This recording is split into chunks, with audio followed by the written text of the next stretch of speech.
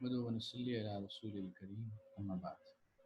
أعوذ بالله من الشيطان الرجيم بسم الله الرحمن الرحيم لقد كان لكم في رسول الله أسوة حسنة صدق الله العظيم اچھا گزشتہ لیکچر میں لیکچر نمبر 19 میں جو ہے ڈسکس کیا تھا کہ اسلام کی جو بنیادی سورس ہے وہ نبی کریم صلی اللہ علیہ وسلم کی ذات ہے، محمد عربی صلی اللہ علیہ وسلم کی ذات ہے، اور اس میں نبی کریم صلی اللہ علیہ وسلم کی سیرت کا مختصر خلاصہ پیش کیا گیا تھا۔ اور آج کے درس میں انشاءاللہ نبی کریم صلی اللہ علیہ وسلم سے جو ہم اس امت کو جو بنیادی طور پہ اسلام میں علم کی جو بنیادیں ملی ہیں وہ دو ملی ہیں، ایک علم کی بنیاد ملی ہے قرآن اور دوسری علم کی بنیاد ملی ہے حدیث، جس کو سنت بھی کہتے ہیں۔ تو آج کے لیکچر سے لیکچر نمبر 20 سے آن ورڈ جو ہے سب سے پہلے انٹروڈکشن قرآن کا دیا جائے گا، قرآن کا تفصیلی جو ہے میں ایک تعارف کراؤں گا، اور قرآن کی تفسیر وغیرہ کے حوالے سے کچھ بنیادی باتیں انشاءاللہ عرض کی جائیں گی، اور قرآن کے جو علوم کیا ہیں یا قرآن کن علوم پر مشتمل ہے اس کی بات بھی کی جائے گی، اور اس کے بعد پھر اگلے لیکچرز میں انشاءاللہ سنت کا تعارف ہوگا، اور اس کی بیس پر پھر آگے جو فرقے بنے ہیں ہماری آج کل دور میں آپ کو نظر آتے ہیں بہت سارے فرقے، کچھ کے نام لے کے میں انشاءاللہ اس کی اختلافات کی جو اسباب ہیں اس کو انشاءاللہ ذکر کرنے کی کوشش کروں گا۔ تو آج کے سبق کو درس کو شروع کرنے سے پہلے ہم جو ہے نبی کریم صلی اللہ علیہ وسلم کی زندگی کا ایک خلاصہ اور اس میں قرآن جو اترا ہے اس کے ایک آئیڈیا ہم لے لیتے ہیں۔ مکہ اور مدینہ میں جو ہے قرآن کریم جس طرح اترا ہے، سب سے بنیادی دور جو ہے نبی کریم صلی اللہ علیہ وسلم کی زندگی کا جو ہے وہ 23 سال کا جو دور ہے جس میں قرآن کریم مکمل اتارا گیا نبی کریم صلی اللہ علیہ وسلم پر، اور اس 23 سال کے عرصے کو یہ 23 ایئرس کا جو عرصہ ہے یہ آپ کے تقریباً جو ہے میں نے اس کو ڈسکس بھی کیا تھا عیسوی کے اعتبار سے، جو 610 کے بعد سٹارٹ ہوتا ہے، 610 عیسوی سے سٹارٹ ہوتا ہے اور 632 یا 33 پہ جا کے جو ہے اینڈ ہو جاتا ہے۔ اس کو ہم دو حصوں میں ڈیوائڈ کر سکتے ہیں، ایک مکی دور ہے اور ایک مدنی دور ہے، اور مکی دور کے اندر جو تقریباً 609 یا 610 سے سٹارٹ ہوتا ہے اور 622 تک چلتا ہے عیسوی کے حساب سے، یہ 13 سال کا دور ہے۔ اس 13 سال کے دور کے اندر بنیادی طور پہ اللہ تبارک تعالیٰ نے جن چیزوں کا مکلف بنایا، جن چیزوں کے احکامات سے نوازا نبی کریم صلی اللہ علیہ وسلم کو، ان میں پہلی بنیاد جو تھی وہ عقیدے کی تھی۔ سب سے پہلی بنیاد جو تھی عقیدے کی تھی، ایمان کی تھی۔ تو سب سے پہلی جو ہے ایمان کے اوپر ڈسکشن کی، اللہ کی توحید پہ، اللہ کی وحدانیت پہ، اللہ کے وجود پہ، اللہ کی صفات پہ، یعنی ایمان سے متعلق جو بنیادی چیزیں تھیں اس کو ڈسکس بنایا، عقیدے سے متعلق جو بنیادی چیزیں تھیں اس کو موضوع بحث بنایا اس دور کے اندر، یعنی جو آپ وسلم کی 13 سال کا جو دور ہے مکی۔ دوسری چیز جو بنیادی طور پہ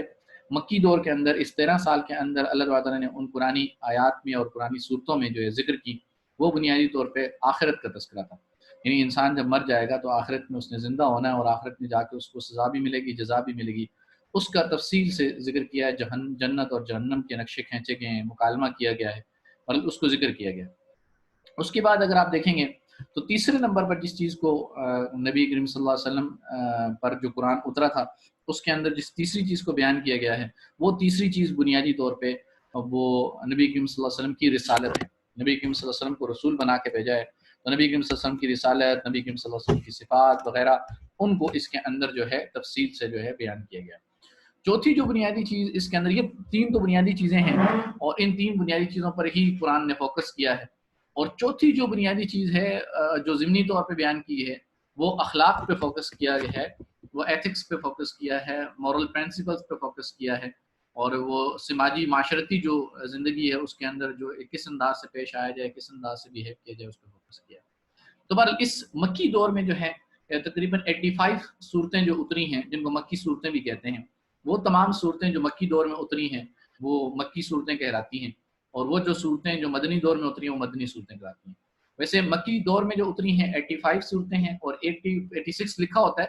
تو 86 نمبر جو صورت ہے وہ بیسیکلی سورہ حج ہے۔ اس کے بارے میں اختلاف ہے مفسرین کے، کچھ حصہ اس کا سورہ حج کا جو ہے وہ مکہ میں نازل ہوا اور کچھ حصہ جو ہے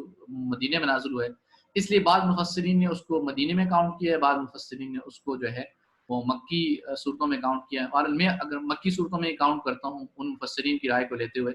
تو اس طرح مکہ کے اندر اترنے والی جو صورتیں ہیں وہ 86 جو ہیں صورتیں ہیں، اور 28 صورتیں جو ہیں، 28 جو چیپٹرز ہیں قرآن کے، 28 صورتیں جو ہیں یہ مدینے کے اندر اتری ہیں، اور مدینے میں اترنے والی جو صورتیں ہیں یہ لمبی بھی ہیں، تو ان کے احکامات کیا ہیں، اس میں کن چیزوں کی تفصیل ہے، تو اس کو میں ابھی ذکر کرتا ہوں۔ اچھا، مدینے کے اندر جو صورتیں اتری ہیں وہ چھوٹی ہیں، ان کی زبان تھوڑی سی گاڑی بھی ہے، زبان کا لہجہ اور جو ہے وہ تھوڑا سا مشکل الفاظ بھی اس کے اندر استعمال کیے ہیں، چھوٹی چھوٹی صورتیں ہیں۔ تو بہرحال اس کا موضوع جو میں نے ہے وہ آپ کے سامنے رکھ دیا، آپ کے سامنے، کہ اس کے اندر آخرت کو ذکر کیا ہے، اللہ تعالیٰ کی صفات کو ذکر کیا ہے، توحید کو ذکر کیا ہے، عقیدے کو ذکر کیا ہے، اور گزشتہ لوگوں کی جو کہانیاں ہیں، قصے ہیں، ان کو ذکر کیا ہے،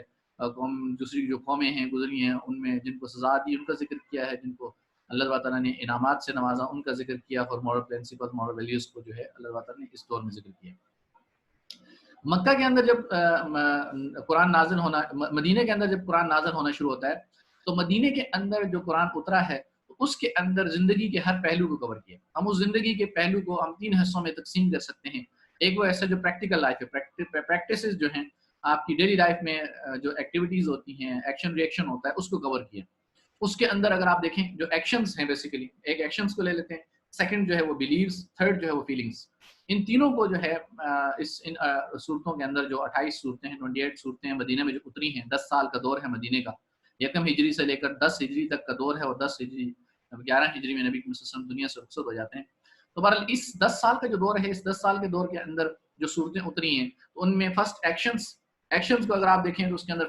فیتھ سسٹم ہے، جس کے اندر عبادتیں آتی ہیں، نماز، روزہ، حج، زکوٰۃ، اور اس جو تمام عبادتیں، اس کے اندر شہادت اور شہادتین جسے کہتے ہیں، لا الہ الا اللہ محمد رسول اللہ، اور اشہد اللہ الہ الا اللہ و اشہد ان محمد رسول اللہ، یہ جو شہادت ہے اس کے تفصیل کے اندر ذکر کیا ہے۔ اور پھر اس کے یہ فیتھ سسٹم اس کو کہہ سکتے ہیں۔ سیکنڈ سسٹم جو ہے بیسیکلی وہ آپ کا اکنامک سسٹم ہے، معاملات ہیں، جس کے اندر تجارت ہے، ٹریڈنگ ہے، اس کو تفصیل سے ذکر کیا ہے، سود حرام ہے اس کو ذکر کیا ہے، اور عقل بالباطل، باطل طریقے سے مال کو کھانا اس کو ذکر کیا ہے، اور معاملات وغیرہ جتنی بھی اس سے متعلق موٹی موٹی چیزیں جو قرآن میں ذکر کی ہیں۔ تھرڈ نمبر پہ ایکشنز کے اندر جس کو کور کیا ہے وہ سوشل سسٹم ہے۔ سوشل سسٹم کے اندر بنیادی طور پہ وراثت کے احکامات کو کور کیا، جیسے سورہ نساء کے اندر تفصیل سے وراثت کے احکام کو کور کیا ہے، نکاح کے احکامات کو کور کیا ہے، سوشل سسٹم کے اندر آتا ہے۔ نکاح کے احکامات میں سے جو ہے طلاق ہے، عدت ہے، اور اسی طرح جو ہے باقی احکامات جو ہیں نکاح کے، اس کو کور کیا ہے۔ اور چوتھے نمبر پر جو ہے وہ آپ کا جوڈیشل سسٹم جو ہے، عدالتی جو نظام ہے، اس کو کور کیا ہے، اس میں سزائیں کیا ہیں، اس کی جو ہے جرائم کیا ہیں، مثلا زنا کا جو جرم ہے، چوری کا جرم ہے، اسی طرح جو ہے ڈاکہ زنی کا جو جرم ہے، اسی طرح باقی جو جرائم ہیں، کسی پر تہمت لگانے کا جرم ہے، اس طرح کے جو جرائم ہیں، ان چوری وغیرہ کو، ان ساری کو کور کیا ہے۔ پھر اس کی سزائیں بھی جو ہیں ان کو کور کیا ہے قرآن کریم نے، اور اس کو کیسے بیان کیا جائے گا، کیسے گواہی دی جائے گی، اور کیسے عدالت کے اندر اس کو پروف کیا جائے گا، اور ایویڈنس کیا ہوں گے، پروف کیا ہوں گے، اس کو ڈسکس کیا ہے۔ اور ففتھ نمبر پہ جو ہے وہ پولیٹیکل سسٹم جو ہے، نظام سیاست کا نظام ہے، اور سیاست کا نظام میں جو آپریشن کی اجازت دی ہے، جہاد کی اجازت دی ہے، تو بہرحال سیاست کے ایک نظام کو کور کیا ہے، اور سیاست کے نظام کے پلرز کو بھی ڈسکس کیا ہے، اور سیاست کے نظام میں جو آپریشن ہے بیسیکلی جہاد، اور جہاد کیسے کیا جائے، اور جہاد کے اندر کیا احکامات ہیں، اس کو کور کیا۔ تو بہرحال یہ ایکشنز کا ایک پورا اسکیچ ہے جو آگے انشاءاللہ ڈیٹیل میں ڈسکس کروں گا۔ سیکنڈ جو ہے بلیوز ہیں، اور بلیوز کے اندر جو ہے 6 پلرز ہیں بلیوز کے، ان کو ڈیٹیل میں اللہ تعالیٰ نے ڈسکس کیا ہے۔ آمنت باللہ، اللہ پر ایمان لانا کیسے ہے، اس کو ڈیٹیل میں ڈسکس کیا ہے۔ اور مدینے میں اترنے والی صورتوں میں اگر آپ دیکھیں، پہلے نمبر پر سورہ بقرہ ہے، دوسرے نمبر پر جو ہے وہ سورہ انفال اتری ہے، تیسرے نمبر پر سورہ آل عمران اتری ہے۔ سورہ آل عمران میں دیکھیں تو اس کے اندر جو بلیورز تھے اس وقت، اہل کتاب تھے، یہود اور نصارہ، ان کے ساتھ، خاص کر نصارہ کے ساتھ جو ڈیبیٹ ہے، نصارہ کے عقائد جو غلط عقائد ہیں ان کو ڈیٹیل میں ڈسکس کیا ہے۔ اس کے بعد اگر دیکھیں سیکنڈ ایمان کا جو دوسرا پلر ہے، اللہ کے پر ایمان لانا، دوسرا آمنت باللہ و ملائکتی، ملائکہ پر ایمان لانا، تو ملائکہ کے بارے میں تھوڑی بہت ڈسکشن آپ کو ملے گی، اور اللہ تعالیٰ کی کتابیں جو ہیں اس کے بارے میں آپ کو ڈسکس ملے گا، تورات، انجیل اور زبور اور قرآن کے بارے میں ڈسکشن آپ کو ملے گی۔ اور اس کے بعد جو ہے چوتھے نمبر پر جو ہے نبیوں پر ایمان ہے، تو ان نبیوں میں سے تقریباً 25 انبیاء، اور اختلاف کے ساتھ اگر دیکھا جائے تو 28 انبیاء کا ذکر ہے، اوورال 25 انبیاء کے ناموں کا جو ہے وہ تذکرہ واقع انشاءاللہ ذکر کریں گے، تو ان پر ایمان کیسے لائے گا، جیسے سورہ بقرہ کی آخری آیات میں آمن الرسول بما انزل الیہ من ربہ والمؤمنون کلنا آمن باللہ وملائکتہ، اس طرح مختلف آیات میں اس کو ذکر کیا ہے، اور تھوڑا سا اس کا ذکر انشاءاللہ میں آگے درس میں کروں گا۔ اس کے علاوہ جو ہے اللہ تعالیٰ نے جو 4 آگے بنیادی طور پہ 5واں جو ہے تقدیر پر جو ایمان ہے، بنیادی طور پہ آمنت باللہ و ملائکتہ و کتبہ و رسولہ، رسولوں پر ایمان، اور اسی طرح جو تقدیر پر ایمان ہے، خیر تقدیر ہے، شر تقدیر، ہمارے ساتھ جو بھی ہو رہا ہے، اچھا ہو رہا ہے یا برا ہو رہا ہے، وہ اللہ تعالیٰ کے کنٹرول میں ہے، اللہ تعالیٰ کے ہاتھ میں، اللہ اس کو تبدیل کرتے ہیں. تقدیر پر ایمان جو ہے اس پہ تھوڑا سا انشاءاللہ ذکر کریں گے. اور اسی طرح جو اگلا پلر جو ایمان کا جس کو ذکر کیا ہے بنیاد قرآن کے اندر، وہ آخرت کا ہے، اور جنت جہنم کا ہے، آخرت کا ہے، مرنے کے بعد زندہ ہونے کا ہے. تو ان جو پلرز ہیں، ان کو ایمان کے جو پلرز ہیں، ان کو قرآن کریم کے اندر جو ہے ڈیٹیل میں ڈسکس کیا، مختلف اینگل سے ڈسکس کیا ہے. تو بہرحال اس کو پھر آگے ہم انشاءاللہ کور بھی کریں گے ایمانیات کے اندر، ایمان کے اندر. اور اس کے علاوہ جو تھرڈ ہے فیلنگز. فیلنگز میں آپ یہ کہہ سکتے ہیں کہ ہمارے 3 بیسک ریلیشن شپ ہیں. ایک ریلیشن شپ انسان ہمارا اللہ کے ساتھ ہے، سیکنڈ ریلیشن شپ ہمارا اپنی ذات کے ساتھ ہے، تھرڈ ریلیشن شپ ہمارا لوگوں کے ساتھ ہے. تو ہمارا اللہ کے ساتھ ریلیشن شپ کیا ہونا چاہیے، اس میں فیلنگ کیا ہونی چاہیے، توکل ہونا چاہیے، صبر ہونا چاہیے، اور اللہ پہ بھروسہ ہونا چاہیے، اللہ تعالیٰ کے ساتھ جو ہے امید ہونی چاہیے، وغیرہ وغیرہ. جو اللہ تعالیٰ کے ساتھ ہمارے جو ریلیشن شپ ہے اس کو ڈسکس کیا مختلف آیات کے اندر. سیکنڈ جو ریلیشن شپ ہے بیسیکلی اللہ تعالیٰ کا ہماری ذات کے ساتھ، جو اپنی ذات کے ساتھ ریلیشن شپ ہے کہ اپنے اوپر کانفیڈنس ہونا چاہیے، اور اپنے آپ کو انسان خود ہی پر اعتماد ہونا چاہیے، جو خود ہی کا کانسیپٹ علامہ اقبال نے بھی دیا ہے. تو میں نے اس کو ڈسکس کیا. تھرڈ نمبر پہ جو ریلیشن شپ ہے وہ جو لوگوں کے ساتھ ہے. تو لوگوں کے ساتھ ریلیشن شپ جیسے برے بھی ہیں اچھے بھی ہیں ریلیشن شپ، بغض کرنا، اناد کرنا، حسد کرنا، کسی سے دل میں کڑنا وغیرہ وغیرہ، یہ ریلیشن شپ بھی ہے، اس کو بھی بیان کیا. اور اچھا ریلیشن شپ بھی ہے کسی سے محبت کرنا، پیار کرنا، کسی کی قدر کرنا، اثار کرنا، قربانی کرنا وغیرہ وغیرہ. جو ریلیشن شپ ہے اس کو ڈیٹیل میں ڈسکس کیا. یار یہ پورا جو ہے ہمارا اسلام کا جو خلاصہ ہے، یہ آگے جا کے انشاءاللہ ہم حدیث جبریل کے تھرو کور کریں گے. تو ہمارے مدینے کے اندر ان سارے جو احکامات ہیں اس کو ڈیٹیل میں ڈسکس کیا ہے، اس کے اندر تفصیل سے ڈسکس کیا ہے. تو بہرحال یہ ایک سمری تھی نبی کریم صلی اللہ علیہ وسلم پر جو قرآن اترا تھا اس وقت. تو بہرحال ان سارے احکامات کا اگر خلاصہ، اگر اس سارے احکامات کو ڈیٹیل میں پڑھنا ہو تو خلاصہ تو میں نے ذکر کر دیا. ڈیٹیل میں اگر پڑھنا ہو تو اس کو پڑھنے کے لیے آپ کو 2 سورسز ملیں گے، قرآن ملے گا اور دوسرے سنت ملے گی، احادیث ملیں گی. تو قرآن کو ہم ابھی انٹروڈکشن کرا دیتے ہیں انشاءاللہ، اس کے بعد جو ہے ہم انشاءاللہ سنت پہ جائیں گے. اچھا، سب سے پہلے ہم ایک حدیث ہے، اگرچہ حدیث کی اتھینٹسٹی اور حدیث کے اوپر ڈسکشن بعد میں کریں گے، لیکن بہرحال یہ سنن ابی داؤد کی ایک حدیث ہے، اس کے اوپر ہم تھوڑی سی ڈسکشن کر لیتے ہیں. اس کی بیس پر آپ کو آئیڈیا ہو جائے گا کہ نبی کریم صلی اللہ علیہ وسلم نے basic sources of knowledge in اسلام کون کون سے قرار دیے، کون کون سی سورسز کو نبی کریم صلی اللہ علیہ وسلم نے جو ہے اسلام نے نالج کے سورسز قرار دیے. اس حدیث کی بیس پر آپ کو سمجھ آ جائیں گے. یہ حدیث ہے عن اناس من اہل حمص من اصحاب معاذ بن جبل رضی اللہ تعالیٰ عنہ ان رسول اللہ صلی اللہ علیہ وسلم لما اراد ان يبعث معاذا الى یمن، کہ جب نبی کریم صلی اللہ علیہ وسلم نے ارادہ کیا کہ معاذ بن جبل کو یمن کی طرف بنائیں. تو یہ بالکل آپ صلی اللہ علیہ وسلم کی وفات سے 1 سال پہلے کی بات ہے. اور کیونکہ جب آپ صلی اللہ علیہ وسلم رخصت کرنے جا رہے تھے تو آپ صلی اللہ علیہ وسلم نے اپنی عام طور پر آپ صلی اللہ علیہ وسلم کی عادت تھی کہ جن کو رخصت کرتے تھے تو آپ ان کے ساتھ ساتھ چلتے تھے اور وہ شہر سے باہر تک ان کے ساتھ چلا کرتے تھے. جیسے اب بھی بزرگوں کی عادت ہے، کسی مہمان کو رخصت کرنا ہو تو ساتھ چلے جاتے ہیں اور جہاں تک جا سکتے ہیں وہاں جاتے ہیں اور پھر اس کے بعد الوداع کر کے آ جاتے ہیں. اسی طرح نبی صلی اللہ علیہ وسلم اپنے صحابہ کو جب بھیجا کرتے تھے تو اسلام کافی حد تک بہت ساری جگہوں پہ جزیرہ عرب میں پھیل گیا تھا، یمن تک پہنچ گیا تھا. تو یمن میں وہاں پہ آپ صلی اللہ علیہ وسلم نے ان کو گورنر بنا کے بھیجا تھا، وہاں پہ معلم بنا کے بھیجا تھا. تو اس وقت جب بھیجنے لگے تو یہ سواری پہ سوار تھے، آپ صلی اللہ علیہ وسلم ساتھ ساتھ جا رہے تھے، قربان جائیں آپ صلی اللہ علیہ وسلم کی ذات پر. تو آپ صلی اللہ علیہ وسلم ایبا تھا معاذ اللہ جمل، تو آپ صلی اللہ علیہ وسلم نے ان سے سوال کیا معاذ بن جبل رضی اللہ عنہ سے کہ کیف تقضی اذا عرض لك قضاء، کہ جب تمہارے سامنے کوئی سچویشن آئے گی، کوئی مسئلہ آئے گا، کوئی صورتحال آئے گی تو کیسے فیصلہ کرو گے، یعنی کن چیزوں کی بنیاد پر فیصلہ کرو گے، کون سے علم کو استعمال کرتے ہوئے فیصلہ کرو گے، تو اس میں ڈیسیژن کیسے لو گے تم. تو انہوں نے آگے سے معاذ بن جبل نے فرمایا قال اقضی بکتاب اللہ، تو میں اللہ کی کتاب کے اکارڈنگ فیصلہ کروں گا، یعنی اللہ تبارک و تعالیٰ نے جو احکامات دیے ہیں اس کے اکارڈنگ فیصلہ کروں گا. یعنی جو قرآن کی آیات آپ پہ اتری ہیں اس وقت تک کافی حد تک قرآن اتر چکا تھا، بہت تھوڑا باقی تھا، تو انہوں نے کہا میں قرآن کے اکارڈنگ جو ہے فیصلہ کروں گا. تو پھر آپ صلی اللہ علیہ وسلم فرمایا قال فإن لم تجد في کتاب اللہ، اگر کوئی بات آپ کو کتاب اللہ میں نہیں ملتی تو پھر کیسے فیصلہ کرو گے. تو انہوں نے آگے سے جواب دیا قال فبسنت رسول اللہ صلی اللہ علیہ وسلم، تو مجھے جو اللہ کے نبی کی سنت ملی ہے، اللہ کے نبی کی جو احادیث ملی ہے، اللہ کے نبی کی جو پریکٹیکل لائف مجھے ملی ہے اس کے اکارڈنگ فیصلہ کروں گا، اس کے اکارڈنگ جو مجھے سولوشن ملے گا تو میں اس کے اکارڈنگ جو ہے فیصلہ کروں گا. پھر فرمایا فإن لم تجد في سنت رسول اللہ صلی اللہ علیہ وسلم ولا في کتاب اللہ، اگر کوئی سچویشن کا حکم جو ہے، سچویشن کا حل جو ہے، سولوشن جو ہے وہ آپ کو نبی کریم صلی اللہ علیہ وسلم کی سنت میں بھی نہ ملے اور رسول اللہ صلی اللہ علیہ وسلم کی سنت میں بھی نہ ملے اور اللہ تعالیٰ کی کتاب میں بھی نہ ملے، ان دونوں میں اگر تمہیں اس سولوشن کا حل نہیں ملتا تو پھر کیا کرو گے. قال اجتہد رأیی، میں اجتہاد کروں گا، اپنی رائے یوز کروں گا، اپنی رائے کو استعمال کرتے ہوئے کوشش کروں گا، ولا آلو، اور میں اس میں تقصیر نہیں کروں گا، کمی نہیں کروں گا، کوتاہی نہیں کروں گا، یعنی اس میں کسی طرح کی کمی کیے بغیر، کوتاہی کیے بغیر اپنی پوری کوشش کروں گا اور پوری کوشش جو ہے وہ میں اپنی رائے سے فیصلہ کرنے کی کوشش کروں گا۔ فضرب رسول اللہ صلی اللہ علیہ وسلم صدرہ، نبی صلی اللہ علیہ وسلم نے ان کے سینے پہ ہاتھ مارا، وقال الحمدللہ الذی وفق رسول اللہ صلی اللہ علیہ وسلم لما یرضی رسول اللہ۔ اے اللہ تمام تعریفیں اس ذات کے لیے جس نے میرے قاصد کو، میرے رسول کو اور میرے قاصد کو اس بات کی توفیق دی جس سے میں راضی ہوں، جس سے میرا نبی راضی ہے۔ یہ نبی نے اپنے بارے میں فرمایا کہ جس سے اللہ کا رسول راضی ہے اس بات کی توفیق دے دی میرے اس قاصد معاذ بن جبل رضی اللہ تعالیٰ عنہ۔ تو بھائی یہ حدیث آپ کے سامنے میں نے پیش کر دی۔ اس حدیث سے جو احکامات ہمیں سمجھ میں آتے ہیں وہ ہمیں ایک جو ہے سمجھ میں آتی ہے چیزیں، وہ ہم تھوڑا سا ڈسکس کر لیتے ہیں۔ 4 مین پوائنٹس جو ہیں وہ یہ سمجھ آتے ہیں کہ they are multiple sources of Islamic law, کہ اسلامک لا، اسلامک نالج کی جو سورسز ہیں وہ ملٹیپل ہیں، ایک سورس نہیں ہے، صرف قرآن سورس نہیں ہے، صرف حدیث سورس نہیں ہے، صرف لاجک انٹلیکٹ انسان کا مائنڈ سورس نہیں ہے، بلکہ ملٹیپل سورسز ہیں۔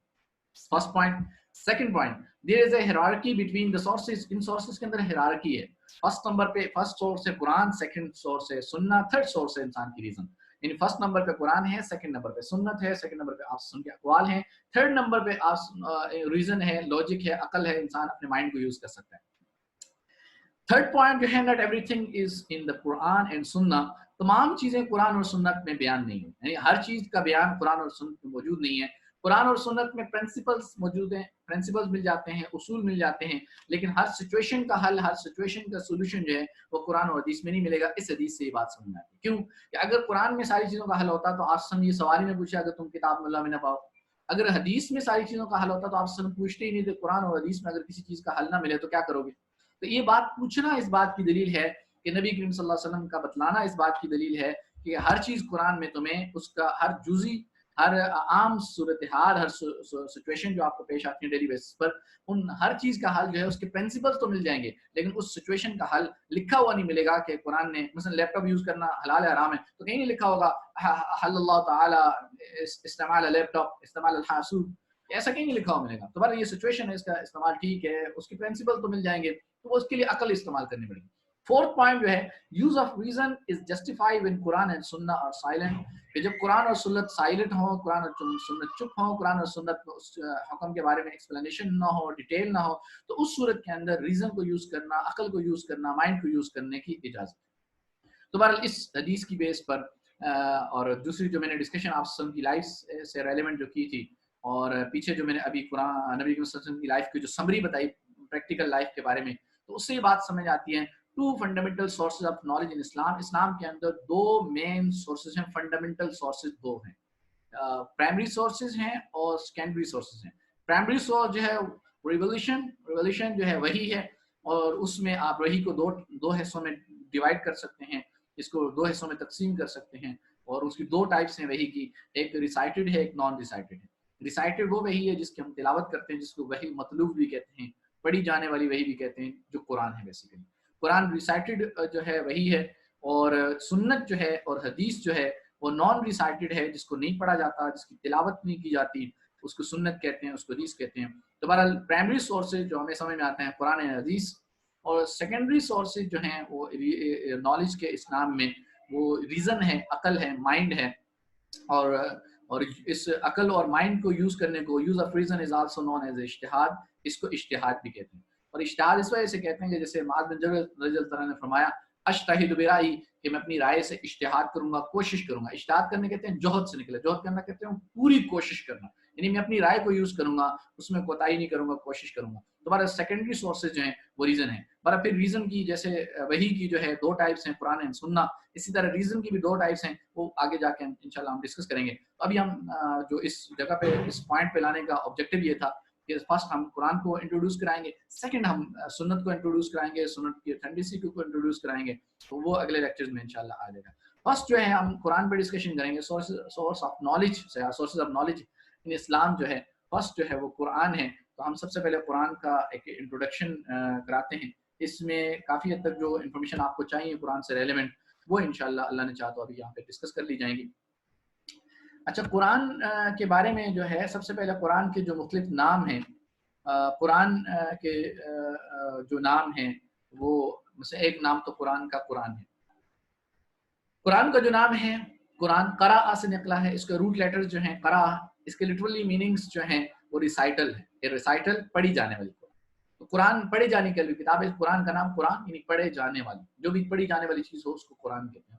اور یہ الف اور نون جو آخر میں لگا قرآن نون، اس کے اندر مبالغہ ہوتا ہے، یعنی زیادہ، بہت زیادہ پڑھی جانے والی. تو اگر ہسٹری میں اگر آپ غور کریں، تاریخ کو اگر آپ دیکھیں، تو جب سے قرآن نازل ہوا ہے آج تک ایسا کوئی بھی دور نہیں گزرا، بلکہ میں اگر شاید یہ کہوں کہ کوئی ایک لمحہ نہیں گزرا جب قرآن نہ پڑھا جاتا ہو. دنیا میں کسی نہ کسی خطے میں حفاظ بھی موجود ہے اور قرآن مسلسل پڑھا جا رہا ہے. اور اس لفظ کو قرآن نے مختلف جگہوں پہ مینشن بھی کیا. قرآن بل ہوا قرآن مجید فی لوح محفوظ، کہ یہ قرآن مجید ہے. لوح محفوظ، لوح محفوظ وہ تختیاں ہیں جہاں پہ قرآن پہلی بنیادی طور پہ اللہ پاک کے پاس لکھا ہوا محفوظ ہے. اسی طرح انہ لقرآن کریم فی کتاب مکنون، یہ چھپی ہوئی کتاب کے اندر قرآن جو ہے چھپا ہوا ہے، یعنی چھپا ہوا مطلب چھپایا ہوا، سیکرٹ کہیں چھپا کے رکھ دیتے ہیں آپ. انہ لقرآن کریم، یہ قرآن کریم ہے. لا یمسہ الا المطہرون، جس کو پاکیزہ لوگ، صاف لوگ چھوتے ہیں. تنزیل من رب العالمین، یہ اللہ کی طرف سے اتارا ہوا قرآن ہے. اچھا، اسی طرح یہ قرآن کی تو ٹرم ہے جو قرآن یوز کرتا ہے. اس کے اندر جو ڈکشنری میں اگر اس ورڈ کو دیکھیں گے تو اس ورڈ کا یوز بھی ملتا ہے. ان علینا جمع و قرآن، اس قرآن کو جمع کرنا، اکٹھا کرنا، اور اس کو پڑھنا جو ہے ہمارے ذمہ ہے، اس کی تلاوت کرنا ہمارے ذمہ ہے. فَإِذَا قَرَأْنَا فَاتَّبِعْ قُرْآنَ، کہ جب ہم تلاوت کریں، اللہ تعالیٰ فرمانے کیا جب ہمارا جبرائیل آپ کے سامنے تلاوت کریں گے، فَاتَّبِعْ قُرْآنَ، تو ان کی قرات کی اتباع کرو. آگے اس آیت میں تھوڑی تشریح کروں گا انشاءاللہ. ثُمَّ إِنَّ عَلَيْنَا بَيَانَ، اور اس قرآن کا بیان تفصیل ہمارے ذمہ ہے. دوبارہ قرآن کا یہ ایک جو ہے نام قرآن ہے. ایک قرآن کا نام ہے فرقان. فرقان کہتے ہیں کسوٹی، سٹینڈرڈ، جو رائٹ اینڈ رانگ میں ڈفرینشیٹ کرنے کے لیے آپ یوز کریں. آپ ڈفرینشیٹ کر سکیں what is right and what is wrong, what is good and what is bad. اچھے اور برے میں آپ ڈفرینشیٹ کر سکیں، اچھا صحیح اور غلط میں آپ ڈفرینشیٹ کر سکیں، اس کو فرقان کہتے ہیں. فرق کرنے والی، فرق کرنے والی. تو قرآن ایک کسوٹی ہے جو حق کو باطل میں فرق کرتی ہے، اس لیے قرآن کا ایک نام قرآن بھی ہے. اور تھرڈ نام جو ہے قرآن کا، وہ قرآن کا نام الکتاب ہے. الکتاب دا بک، یعنی دنیا میں جتنی بھی کتابیں لکھی گئی ہیں وہ تبدیل ہوئی ہیں، لیکن ایسی کتاب جس کو آپ کتاب کہیں، دا بک، ایسی کتاب جو صرف کتاب کہلانے کے قابل ہے تو وہ دا بک ہے، وہ قرآن ہے. تو قرآن کا ایک نام الکتاب بھی ہے. چوتھا نام قرآن کا، اور قرآن کے نام تو بہت سارے اچھے خاصے نام ہے، اس کو میں بھی نہیں ذکر کرتا، صرف لاسٹ ون. چوتھا قرآن کا نام ہے الذکر. الذکر کہتے ہیں یاد کو یا دہانی کو. تو قرآن ہمارے اندر کے جو بلٹن سافٹ ویئر ہیں اور جو ہمارے اندر اچھائیاں چھپی ہوئی ہیں ان کو یاد دلاتا ہے. قرآن جو کائنات کے اندر چھپی ہوئی اچھائیاں ہیں، جو ہمارے باپ دادا میں چھپی ہوئی اچھائیاں تھیں، وہ سب کو یاد دلاتا ہے. تو قرآن ذکر ہے، ایک یاد ہے، جو اللہ کی یاد ہے. بیسیکلی جو قرآن ہے ہماری زندگی کی یاد ہے. تو قرآن ایک ذکر ہے. انا نحن نزلنا الذکر وانا له لحافظون. اس ذکر کو، اس یاد کو، قرآن کو، اس ذکر کو ہم نے اتارا ہے، اس قرآن کی ہم ہی حفاظت فرمائیں. اچھا، آگے جو بنیادی بات ہے کہ قرآن کب اترا. تو قرآن کریم دو لیولز میں اترا ہے. ان دونوں لیولز کو میں آگے ایک سلائیڈ چھوڑ کے انشاءاللہ ڈسکس کروں گا. ابھی صرف بتا رہا ہوں ایک آئیڈیا دینے کے لیے کہ قرآن کریم پہلے لیول پہ جو اترا ہے وہ لوح محفوظ سے 7ویں آسمان پہ اترا. سیکنڈ لیول پہ 7ویں آسمان سے نبی کریم صلی اللہ علیہ وسلم پہ اترا ہے. تو جو لوح محفوظ سے نبی کریم صلی اللہ علیہ وسلم پہ نہیں بلکہ لوح محفوظ سے 7ویں آسمان پہ قرآن اترا ہے، تو یہ 17 رمضان کو، یہ رمضان کے مہینے میں اور لیلۃ القدر کو اترا. یعنی لیلۃ القدر، نائٹ آف قدر، لیلۃ القدر کو یہ اترا ہے قرآن، اور رمضان کا مہینہ. اور اس کے لیے عام طور پہ اتارنے کے لیے جو ورڈ یوز کیا اللہ پاک نے انزلہ یوز کیا. لیکن جب قرآن 7ویں آسمان سے نیچے اترتا ہے تو اس کے لیے عام طور پہ قرآن نے ورڈ یوز کیا ہے نزل، کہ انا نحن نزلنا الذکر. اور ادھر جو ہے جب لوح محفوظ سے 7ویں آسمان پہ قرآن اتارا جا رہا ہے، اس کے لیے ذکر کیا انا انزلناہ فی لیلۃ القدر، کہ ہم نے لیلۃ القدر میں اس کو اتارا.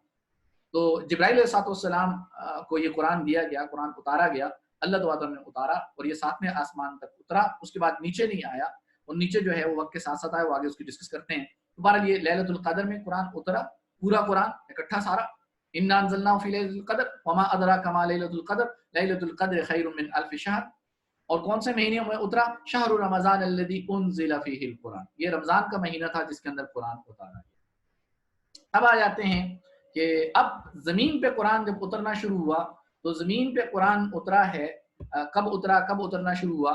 نبی کریم صلی اللہ علیہ وسلم جبل نور ایک پہاڑ ہے مکہ کے اندر، اس جبل نور میں ایک غار ہے، غار ہرا میں آپ صلی اللہ علیہ وسلم تھے، اور 17 رمضان تھا. تو 17 رمضان میں پہلی وحی حضرت جبرائیل علیہ السلام لے کے آئے. اور یہ اگر عیسوی اعتبار سے دیکھیں 610 عیسوی جو تھیں وہ آپ صلی اللہ علیہ وسلم کے پاس جبرائیل صلی اللہ علیہ وسلم ایک وحی لے کے آئے،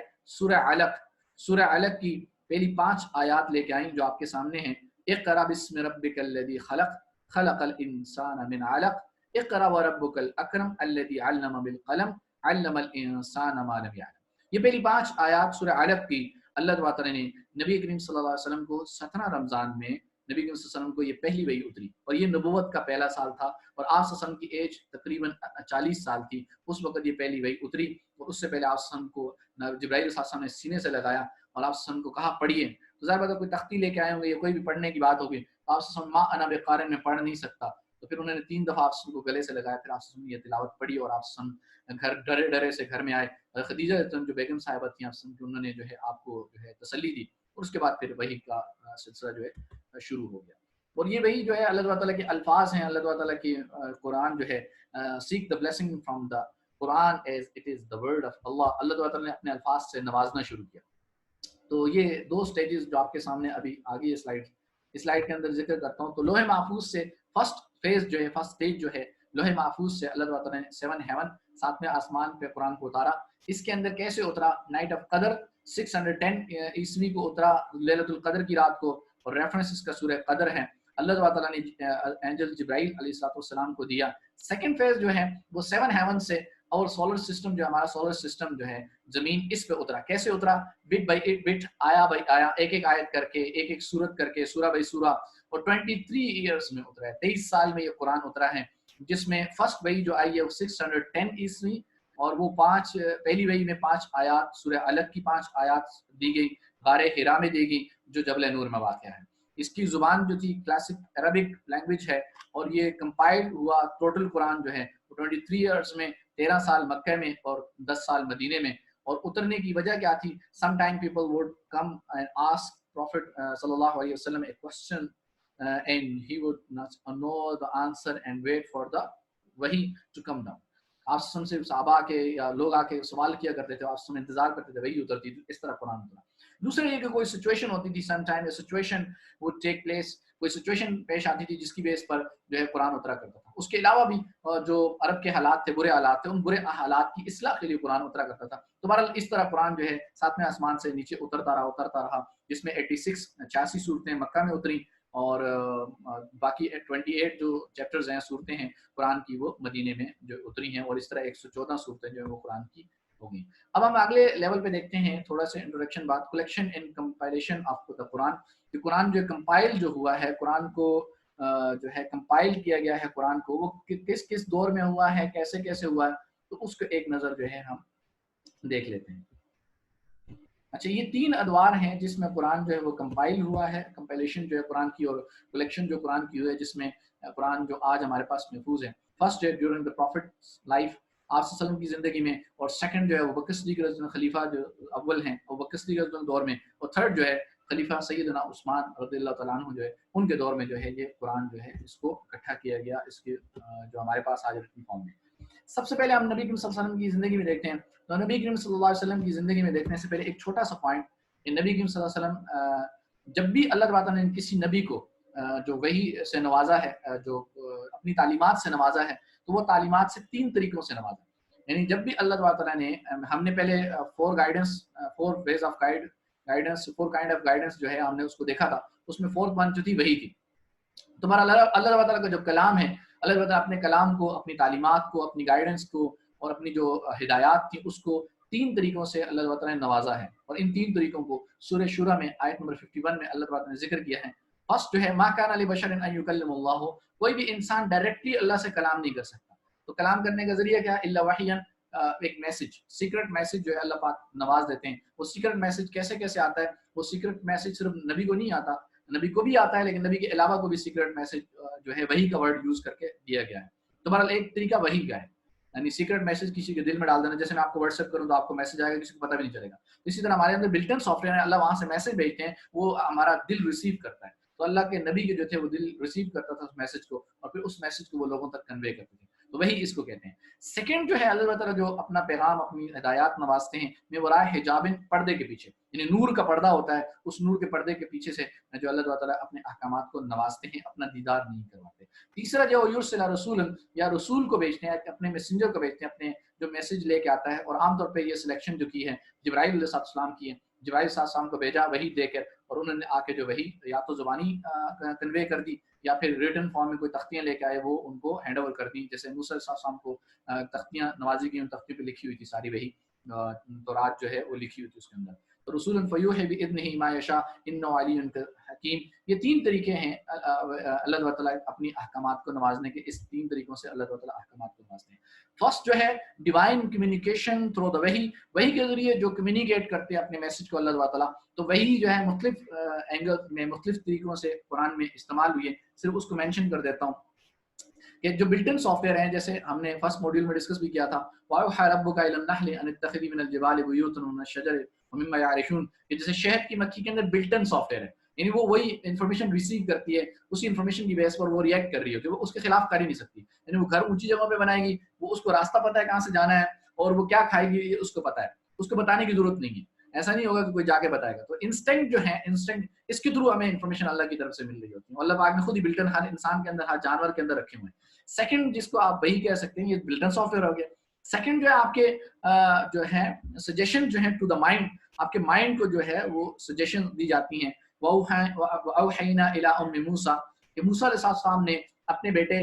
موسیٰ علیہ السلام کو جو ہے وہ اٹھا کے دریا میں ڈال دیا. جب دریا میں ڈال دیا پریشان ہوگی، اب کیا کروں؟ تو اللہ نے ان کے دل میں بات ڈال دی، ان کے دماغ میں یہ بات ڈال دی، ان کے میسج ان کے دل میں ایک خفیہ انداز سے یہ بات ڈال دی کہ تمہیں یہ بیٹا واپس ملے گا، تم اس کو دودھ پلاؤ گی، اور ان کو ایک تسلی سی دے دی. تو دل میں جو بات ڈالی جاتی ہے اس کے لیے بھی وحی کا لفظ یوز کیا. اسی طرح زکریا علیہ السلام کے لیے بھی ورڈ یوز ہے کہ فخرج علی قومہ من المحراب فوحا، کہ ان کی زبان بند کر دی گئی تھی تو انہوں نے اشارے سے کہا. اوحا اشارے سے کہا، یعنی اشارے سے ان کو میسج دیا کہ بھائی تم لوگ یہ کام کرتے رہو، کہ تم صبح شام جو ہے اللہ کی تسبیح کرتے رہو. اسی طرح جو ہے وحی کے لیے جو یوز ہوتا ہے اللہ تعالیٰ جو ہے فرشتوں کو جو وحی کی ہے، فرشتوں کو وحی کرنا جو ہے ان کو میسج دینا، تو اللہ تعالیٰ فرشتوں کو بھی میسج اذ یوحی ربک الی الملائکہ، ملائکہ کو جو وحی کی ہے. اور شیطان آپس میں ایک دوسرے کو جو میسج دیتے ہیں چپکے سے، یعنی فارورڈ کر دیتے ہیں ایک دوسرے کو میسج، چپکے سے ایک اشارہ کر دیتے ہیں وہ میسج، اس کے لیے بھی اللہ نے وحی کا ورڈ یوز کیا. تو مان لیے وحی کا استعمال ہے، ہلکا سا ٹچ دے دیا میں نے. نیکسٹ جو ہے ہم بات کرتے ہیں سیکنڈ جو ڈیوائن کمیونیکیشن ہے فرام بیہائنڈ، جو آپ کے پردے ہیں، پردوں کے پیچھے نور کا پردہ ہے، اس کے ذریعے بات کی. اس کے لیے مثال ملتی ہے موسیٰ علیہ السلام. موسیٰ علیہ السلام جبل طور پہ ہیں، انہوں نے آگ دیکھی تو وہاں سے آواز آئی تو اللہ نے فرمایا میں تمہارا رب ہوں. تو انہوں نے موسیٰ علیہ السلام نے فرمایا کہ میں آپ کو دیکھنا چاہتا ہوں. تو اللہ نے فرمایا کہ اس پہاڑ کو دیکھو، اگر یہ پہاڑ برداشت کرے تو تم دیکھ لو گے، اگر نہیں برداشت کرے، میرے تجلی کو نہ برداشت کر سکے تو نہیں دیکھ سکو گے. تو بہرحال انہوں نے اللہ تعالیٰ نے جب تجلی ڈالی اس پہاڑ پہ تو پہاڑ ریزہ ریزہ ہو گیا. تو پھر پردے کے پیچھے، نور کے پردے کے پیچھے وَكَلَّمَ اللَّهُ مُوسَىٰ تَكْلِيمًا، موسیٰ علیہ السلام اللہ تعالیٰ سے نور کے پردے کے پیچھے ہم کلام ہوئے، اور ان کو جو بھی نوازا گیا، جو ڈسکشن کی وہ ڈسکشن کی. تھرڈ جو ڈیوائن کمیونیکیشن کا جو وے ہے وہ ہے ایجنسی آف جبرائیل علیہ السلام. جبرائیل علیہ السلام کے ذریعے جو ہے اللہ تبارک و تعالیٰ نے جو ہے ان کو جو ہے آتے تھے، وہی لے کے آتے تھے. نبی کریم صلی اللہ علیہ وسلم نے جو ہے جبرائیل علیہ السلام کو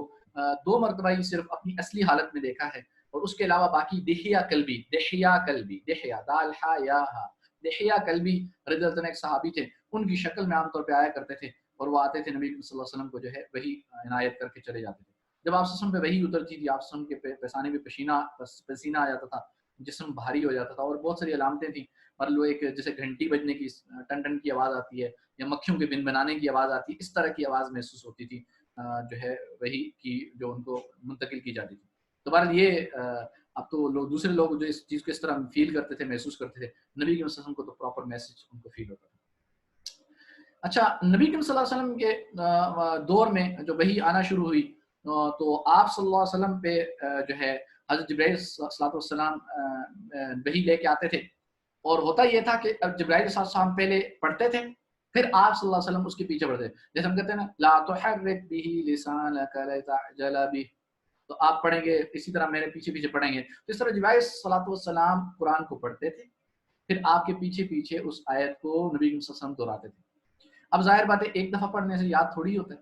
تو پھر آپ صلی اللہ علیہ وسلم نا کوئی لفظ رہ نہ جائے، کوئی بات رہ نہ جائے، جلدی جلدی پڑھتے تھے۔ تو اللہ تعالیٰ نے فرمایا لا تحرک بہ لسانک لتعجل، جب جبرائیل پڑھ رہے ہوں تو اپنی زبان کو نہ ہلائیے، جلدی نہ کیجیے۔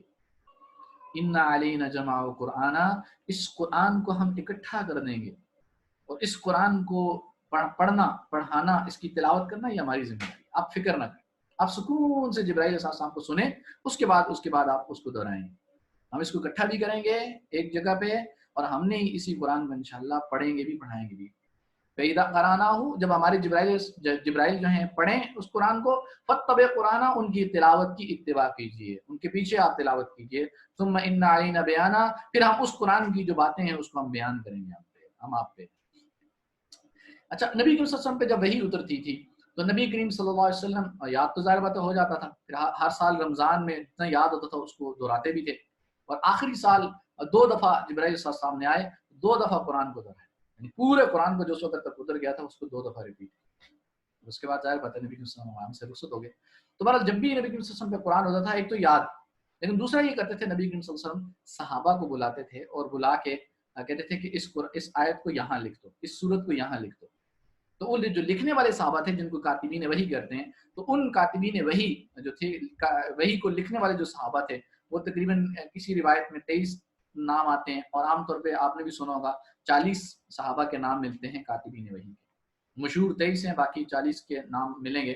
ان میں جو مشہور صحابہ ہیں ان کے نام میں نے آپ کے سامنے لکھ دیا۔ ابوبکر صدیق رضی اللہ تعالیٰ عنہ، عمر بن خطاب ہیں، عثمان بن عفان ہیں، علی بن ابی طالب ہیں، عبداللہ بن مسعود ہیں، زید بن ثابت ہیں، ابی بن کعب ہیں، معاذ بن جبل، ابو دردہ، اور ان کے علاوہ باقی دیگر صحابہ ہیں رضوان اللہ تعالی علیہم اجمعین۔ یہ صحابہ تھے،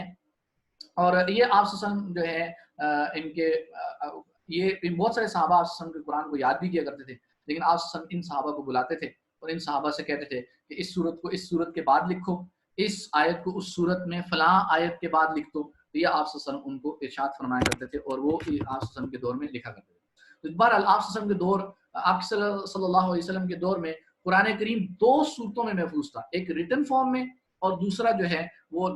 صحابہ کے سینوں میں، آپ صلی اللہ علیہ وسلم کے سینوں میں یاد تھا، وہ میمورائز کیا ہوا تھا، انہوں نے یاد کیا ہوا تھا۔ یہ 2 طرح سے قرآن کریم آپ صلی اللہ علیہ وسلم کے دور میں محفوظ ہوا۔ البتہ ایک بات ذہن میں رہے کہ آپ صلی اللہ علیہ وسلم کے دور میں قرآن کوئی ایک بک کی شیپ میں نہیں تھا کہ یہ ایک ہی بک ہو جس کے اندر شروع سے لے کر اینڈ تک چیپٹر آپ پڑھتے چلے جائیں، ایسے نہیں تھا، بلکہ قرآن مختلف چیزوں پہ بکھرا ہوا تھا، کچھ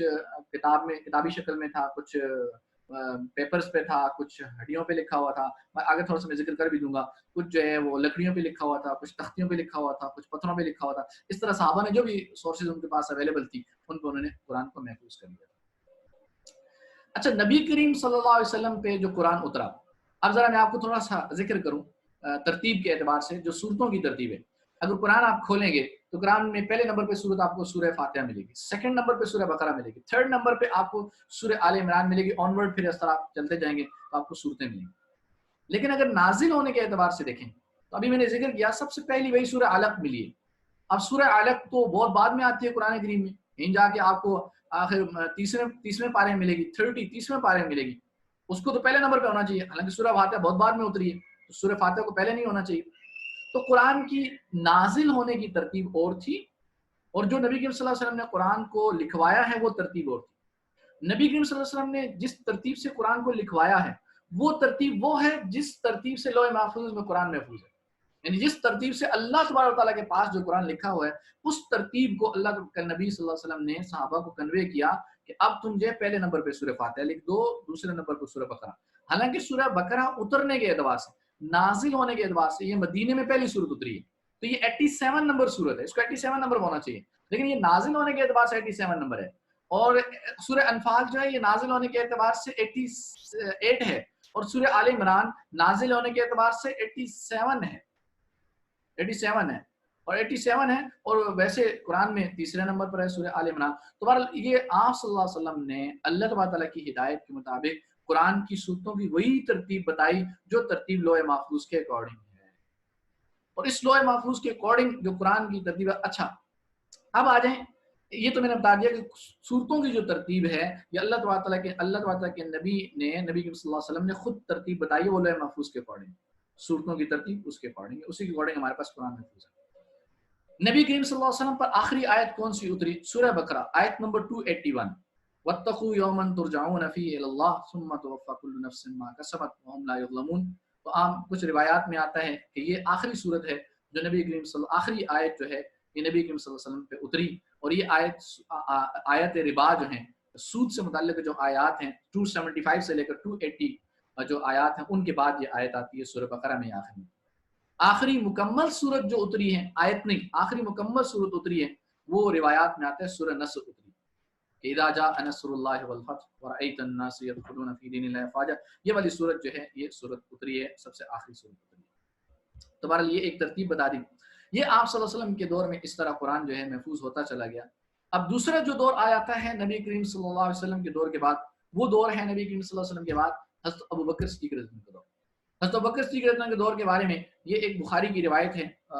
सही बुखारी की जो रिवायत है, ज़ैद बिन साबित रज़ियल्लाहु अन्हु की रिवायत है। इसकी ट्रांसलेशन मैंने जो आप लोगों को स्लाइड प्रोवाइड की जाएंगी उसमें ऑलरेडी मौजूद है,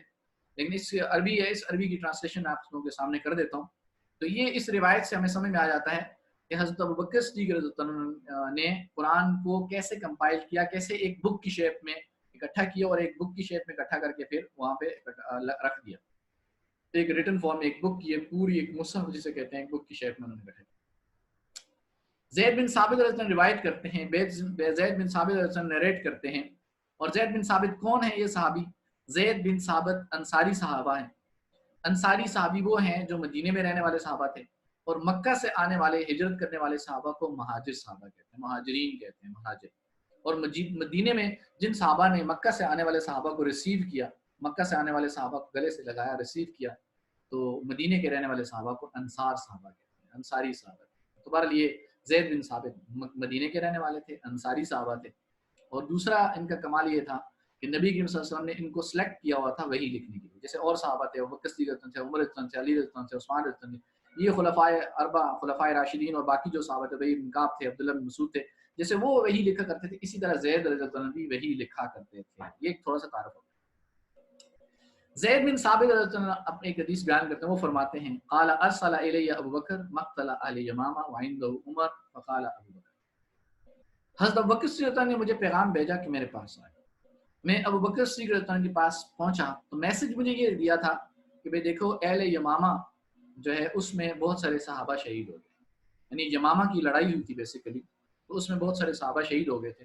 तो उनकी शहादत के वाक़े को उनके पास पैगाम के तौर पर भेजा और कहा कि तुम आ जाओ मेरे पास। तो ज़ैद बिन साबित फरमाते हैं कि मैं अबू बकर सिद्दीक़ के पास चला गया, और अबू बकर सिद्दीक़ अकेले नहीं थे बल्कि उनके पास उमर भी बैठे होते रज़ियल्लाहु तआला अन्हु, उमर इब्न। तो दो लोग बैठे थे, अबू बकर सिद्दीक़ जो खली उस वक्त अमीरुल मोमिनीन थे, और साथ में उमर बैठे थे। और ज़ैद बिन साबित इनकी मैसेज भेजने पर आगे उनके सामने और आके जो है खड़े हो गए उनके सामने, उनकी मजलिस में हाजिर हुए। तो जब मजलिस में हाजिर हुए तो हज़रत अबू बकर सिद्दीक़ ने उनसे मुखातब होके हम कलाम हुए, वो कहने लगे इन्नल क़त्ल क़द इस्तहर्रा यौमल यमामा बिन्नास, कि भाई यमामा के दिन जो है बहुत सारे लोग शहीद हो, यानी खून खराबा हुआ, बहुत सारे लोग शहीद हो। और मुझे इस बात का डर है कि इसी तरह कारी हज़रात जो है जिनको कुरान याद है, तो वो कारी हज़रात इसी तरह शहीद होते रहे तो फिर बहुत सारा कुरान जो है ज़ाया हो जाए। तो बेहतर ये है कि उस कुरान को एक जगह पे इकट्ठा कर लिया जाए, एक जगह पे जमा कर लिया जाए, एक जगह पे सेव कर लीजिए, महफूज कर लीजिए। तो लिहाजा ज़ैद एक काम करो आप कि इस कुरान को आप इकट्ठा करना शुरू कर दो, जमा करना शुरू कर दो। तो अच्छा, अब आप कहते हैं कि इन्नी लअन्तजमाल कुरान। अच्छा, वो कहते हैं कि ये सारी बात जो उमर मेरे पास आए थे उन्होंने ये बात मुझसे अर्ज की कि भाई इतना लोग शहीद हो रहे हैं, लिहाजा आप जो है, सॉरी मैं ज़ैद रज़ियल्लाहु का नाम ले लिया, हज़रत ज़ैद रज़ियल्लाहु तो सुन रहे हैं बात, अबू बकर सिद्दीक़ सुना रहे हैं कि ये उमर मेरे पास आए थे, इन्होंने आके मुझे ये बात की कि इतने लोग शहीद हो गए हैं, इसी तरह लोग शहीद होते रहे तो उसके नतीजे में कुरान ज़ाया हो जाएगा। तो ए अबू बकर, ए अमीरुल मोमिनीन, आप कुरान इकट्ठा कर लो, कुरान जो है जमा कर लो।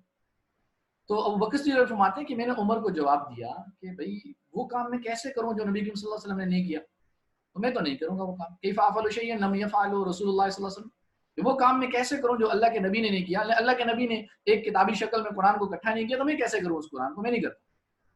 تو عمر تو کہ ابو بکر صدیق فرماتے ہیں کہ عمر تو نے مجھے بار بار اصرار کیا، کر لیں کر لیں کر لیں کر لیں کر لیں کر لیں، جب بار بار انہوں نے کہا واللہ خیر واللہ خیر واللہ خیر، اس میں خیر ہے خیر ہے، تو جب بار بار مجھے کہتے رہے حتی شرح اللہ صدری، تو میرے سینے میں یہ بات آ گئی، مجھے شرح صدر ہو گیا، تو مجھے سمجھ آ گئی کہ ہاں کرنا چاہیے،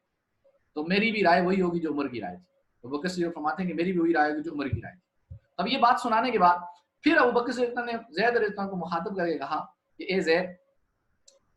کہ آپ نوجوان آدمی ہیں، عقل مند آدمی ہیں،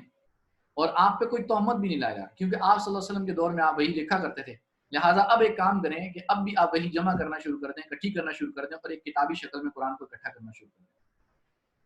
حضرت زید بن ثابت نے جواب دیا بکر رضی اللہ عنہ کو کہ میں وہ کام کیسے کروں، آپ وہ کام کیسے کر رہے ہیں جو اللہ کے نبی نے نہیں کیا، کیف تفعلان، یعنی آپ وہ کام کیسے کر رہے ہیں شیئا لم یفعل النبی صلی اللہ علیہ وسلم، جو کام اللہ کے نبی نے نہیں کیا۔ تو ابو بکر صلی اللہ نے زید بن ثابت سے فرمایا کہ بھئی اس میں خیر ہے، اس میں خیر ہے، اس میں خیر ہے۔ بہرحال وہ بار بار مجھے ریپیٹ کرتے رہے، دہراتے رہے، مجھے کنونس کرتے رہے، تو میرے دل میں بات آ گئی کہ ہاں بھائی کام کرنا چاہیے۔ تو پھر کہتے ہیں کہ میں اٹھا کھڑا ہو گیا، زید بن ثابت کہتے ہیں میں شروع ہو گیا، فقمت تتبعت القرآن، تو پھر میں نے قرآن کو جو تلاش کرنا شروع کر دیا، تو کہیں کپڑوں پہ لکھا ہوا ہے قرآن وہاں سے مل گیا، کہیں پہ بڑی ہڈیاں جو ہیں ان پہ لکھا ہوا مل رہا ہے، کہیں پہ جو ہے چمڑے پہ لکھا ہوا قرآن ہے، اسی طرح کسی کے پاس یاد قرآن ہے، سینوں میں محفوظ ہے، یاد کیا ہوا ہے، میمورائز کیا ہوا ہے، تو میں نے سب جو سے قرآن اکٹھا کرنا شروع کیا۔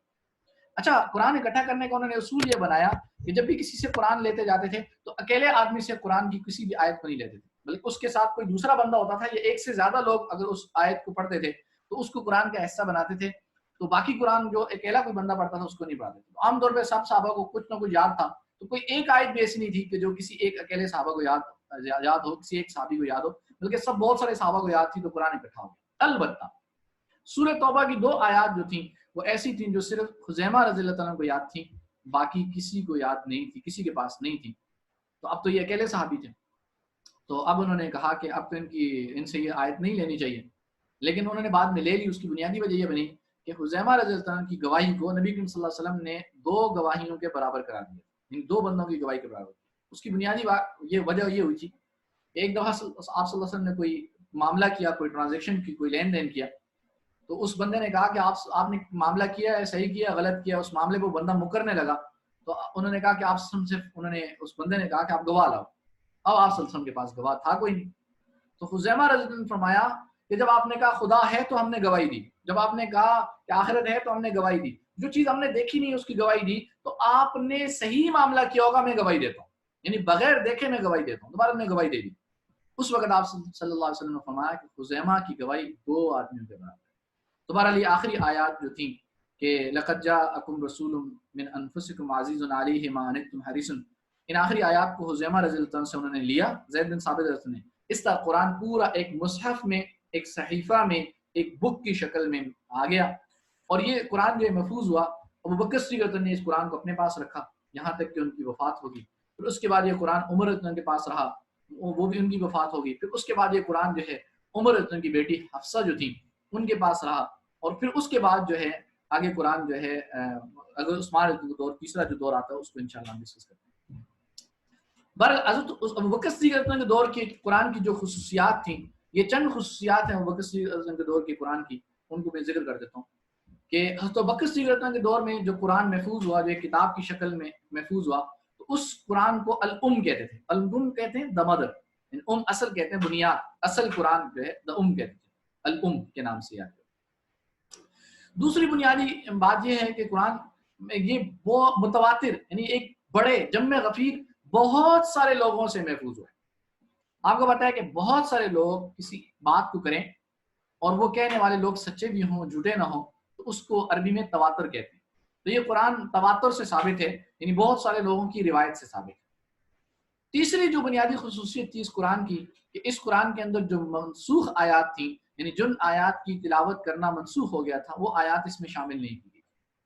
اور چوتھی بنیادی خصوصیت اس قرآن کی یہ تھی کہ اس کے اندر جو صورتوں کی جو ترتیب ہے، جو ترتیب نبی کریم صلی اللہ علیہ وسلم نے بتائی تھی، اس کے اکارڈنگ ان صورتوں کی ترتیب اور آیات کی ترتیب کو رکھا گیا، یعنی جیسے نبی کریم صلی اللہ علیہ وسلم نے تلقین کی تھی ویسے ہی اس کے اندر صورتوں کو ترتیب سے رکھا گیا۔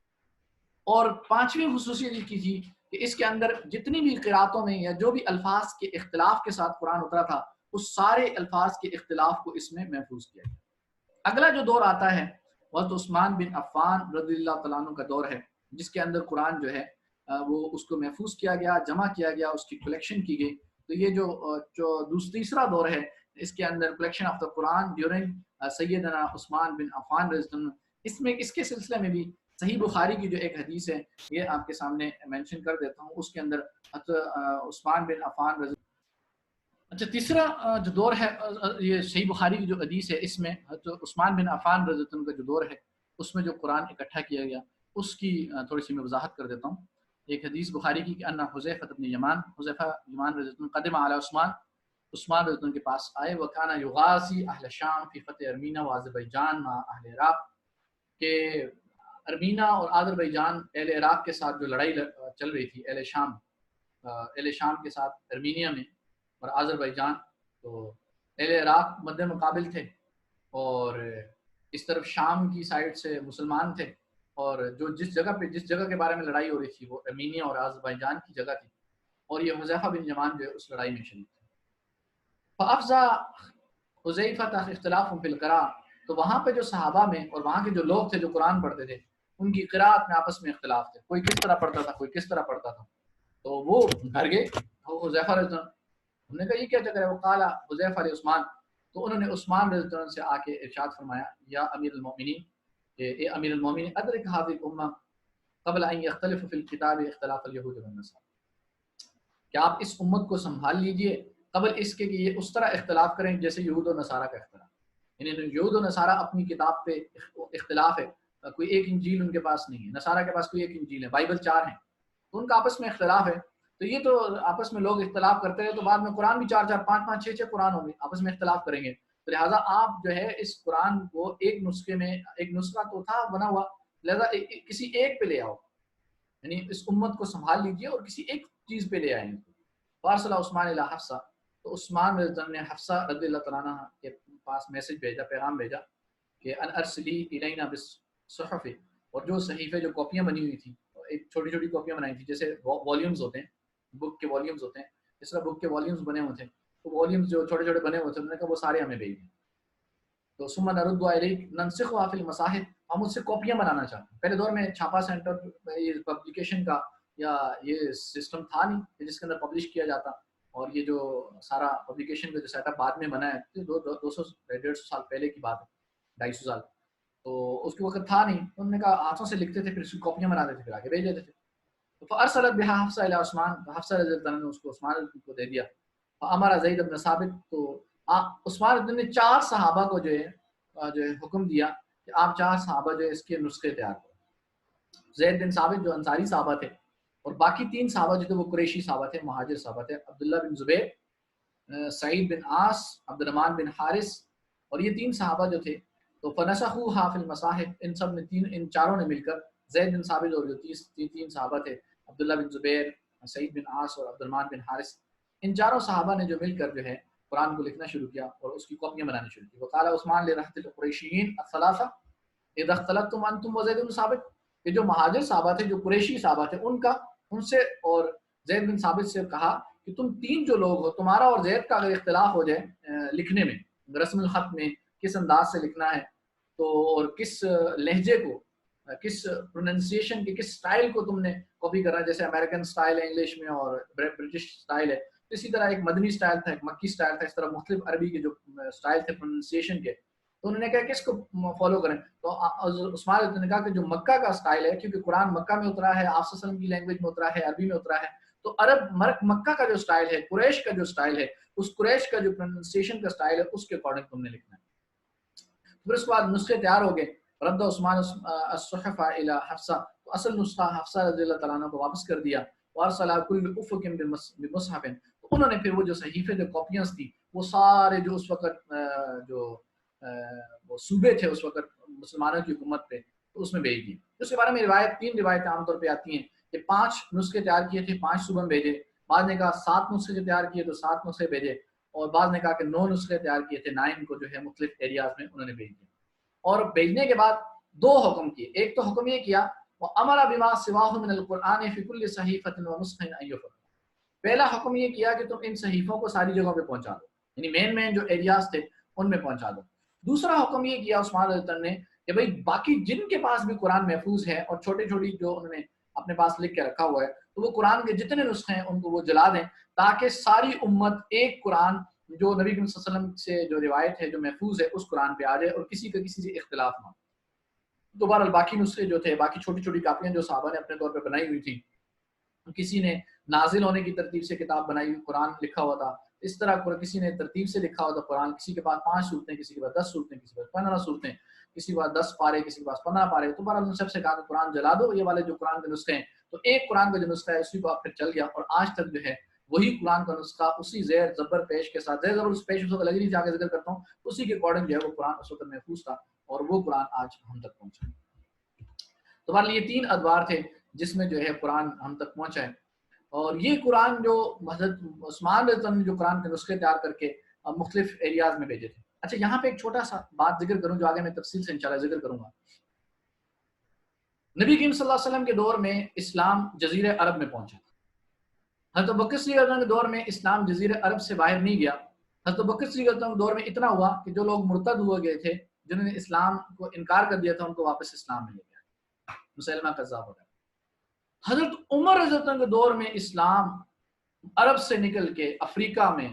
ادھر دوسری طرف آ جائیں تو ایران میں، افریقہ، ایران، مصر، سیریا، شام، سارے ایریاز میں پھیل گیا۔ وہ انشاءاللہ نقشہ میں دکھاؤں گا بعد میں جب ڈسکشن کریں گے سیکنڈ فیز پہ، جو سورسز آف نالج پہ ڈسکشن کریں گے۔ ریزن کے اندر جو مین 2 سورسز ہیں، ریزن، انٹلیکٹ، مائنڈ کی بیسک 2 ٹائپس ہیں، اس پہ ڈسکشن سے پہلے صحابہ کے دور کو ہم ڈسکس کریں گے تھوڑا سا۔ تو بہرحال وہ اسلام پھیل گیا تھا۔ اسلام جب پھیلا آگے تو عثمان رضی اللہ عنہ کو جو حکومت ملی تھی وہ بہت پھیلی ہوئی حکومت ملی تھی۔ اس وقت جو ہے عثمان رضی اللہ عنہ کے پاس جو حکومت تھی وہ عرب کا پورا ایریا تھا، مصر کا پورا ایریا تھا، شام کا، عراق کا، بغداد کا، کوفہ، بصرہ، ایران کا پورا ایریا، فارس کا ایریا کہلاتے تھے۔ اسی طرح رومن امپائر جو تھی وہ پوری ان کے بہت بڑا ایریا جو تھا، اس وقت آدھی دنیا کی سلطنت ان کے پاس۔ تو ظاہر بات ہے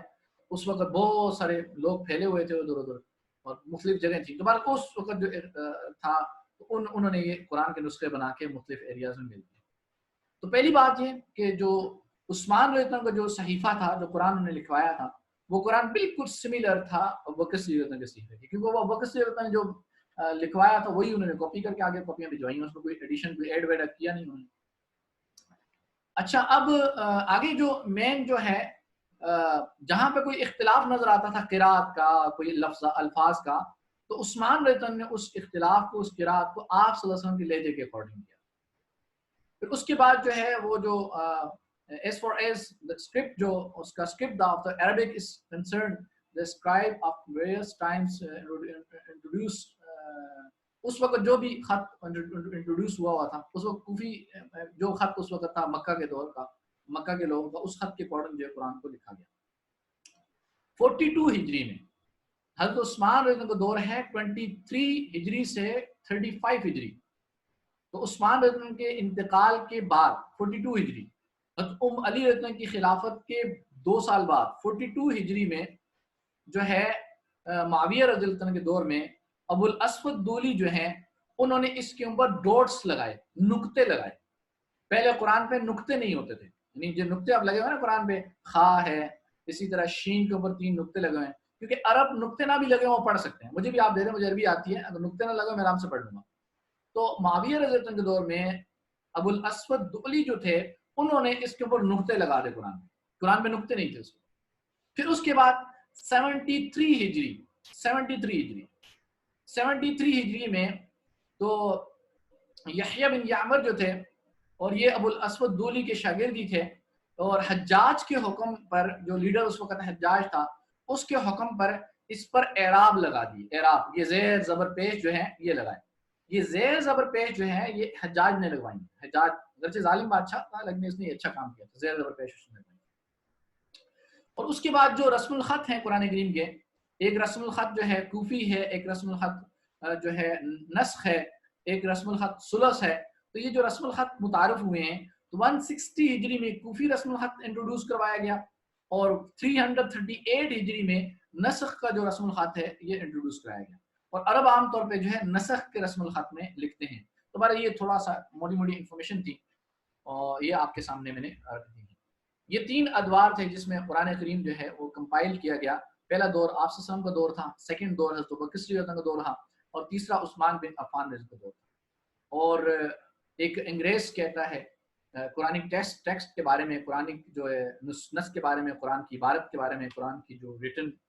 महफूज हमारे पास कुरान है उसके बारे में, except the Quran there is no other book under the sun which for the last 12 centuries has remained with so pure text। इस तरह साफ सुथरा, कोई चेंज के बगैर, किसी तब्दीली के बगैर, किसी नस्ख के बगैर अगर कोई चीज़ महफूज रही है 12 सेंचुरी 12 सेंचुरीज में जो महफूज रही है, 1858 की बात की बंदा लिखता है कि भाई वो कुरान है। यानी अंग्रेज़ों ने इस बात की गवाही दी है कि ये कुरान जो है महफूज है हमारे पास और अल्लाह ने इसकी हिफाजत की और आज तक हमारे पास ज़ेर ज़बर पेश हर चीज़ हमारे पास महफूज है कुरान। अच्छा, कुरान की जो डिवीजन है, जो आप डेली बेसिस पर कुरान पढ़ते हैं, शायद आप लोगों को लिखा हो तो पता नहीं चलता। सिर्फ आप लोगों को इतना पता होता है कुरान का कि ये सिपारा है, पहला पारा, दूसरा पारा, तीसरा पारा, इतना पता होता है। लेकिन बाकी आमतौर पे आप लोगों को पता नहीं होता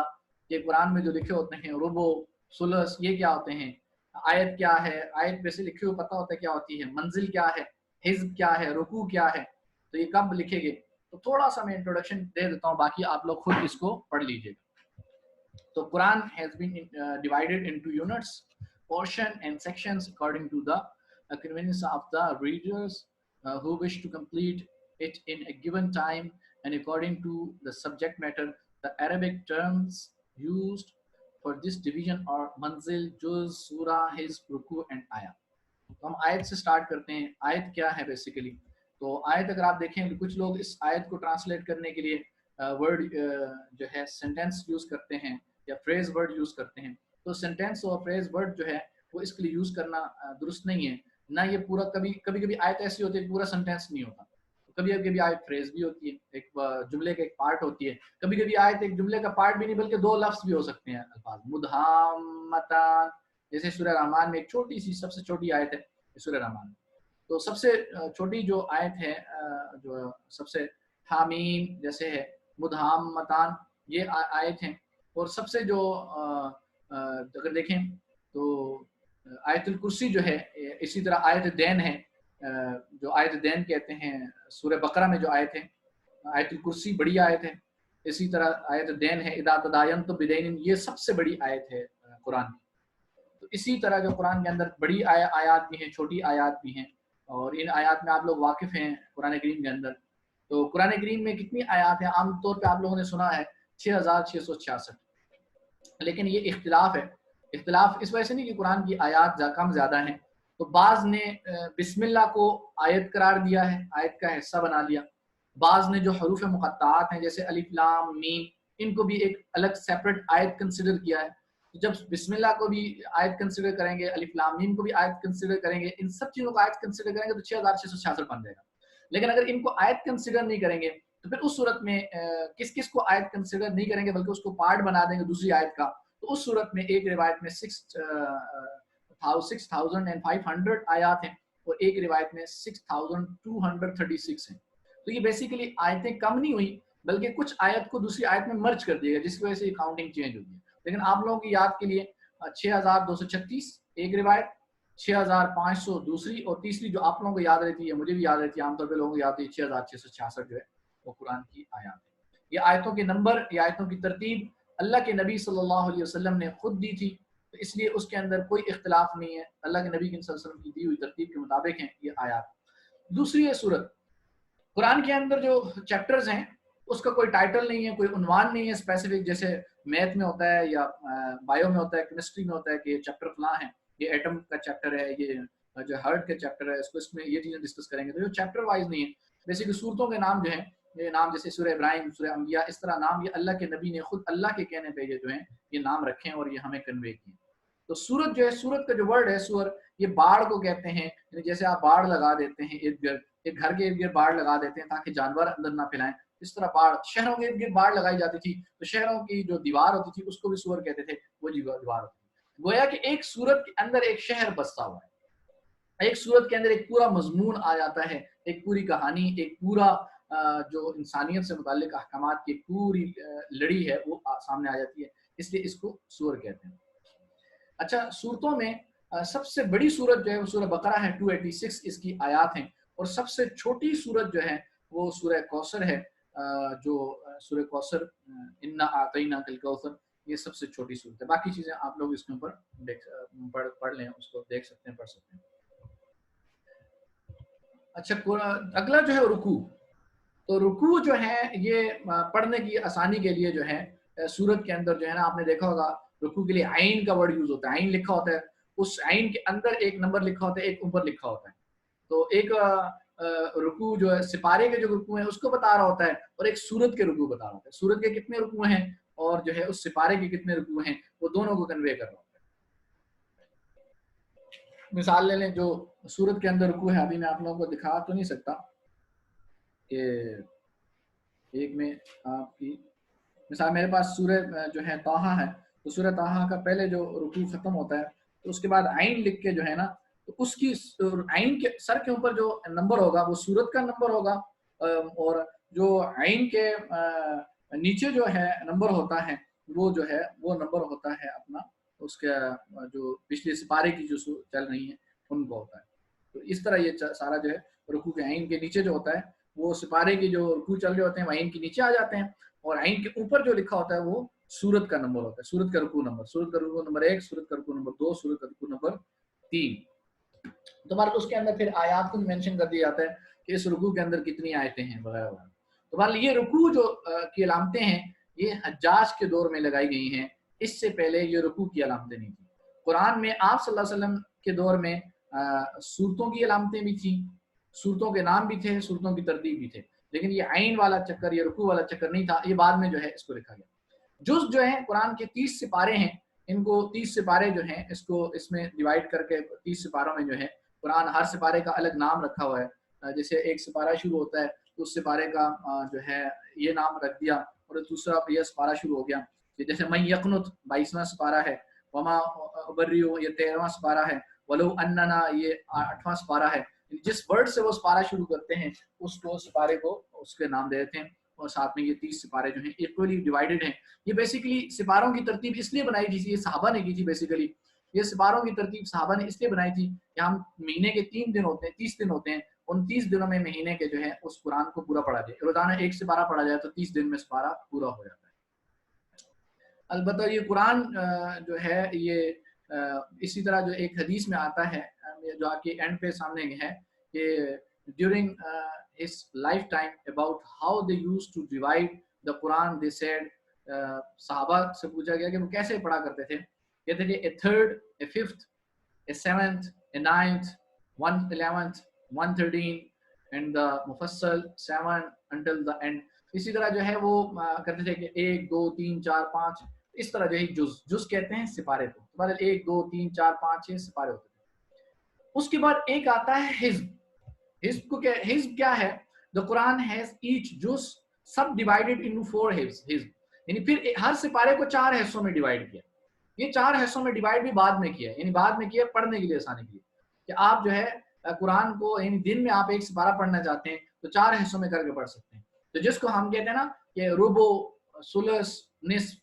रुबो सुलस निस्फ, तो सुलस जो है जब 1/4 हो जाता है कुरान तो वहां पे लिखा होता है रुबो, फिर हाफ हो जाता है तो वहां पे लिखा होता है निस्फ, और जब 3/3 हो जाता है, 3/4 हो जाता है, यानी 3 हिस्से आप पढ़ चुके होते हैं सिपारे के, तो वहां सुलस लिखा होता है। तो इस तरह जो है इसको हिज्ब कहते हैं। ये हर सिपारे के 4 हिस्से बनाते हैं, एक हिस्से को रुबो कहते हैं, तो 4 रुबो हो जाएंगे। पहले रुबो के बाद रुबो लिखते हैं, दूसरे रुबो के बाद निस्फ लिखते हैं, हाफ लिखते हैं, तीसरे रुबो के बाद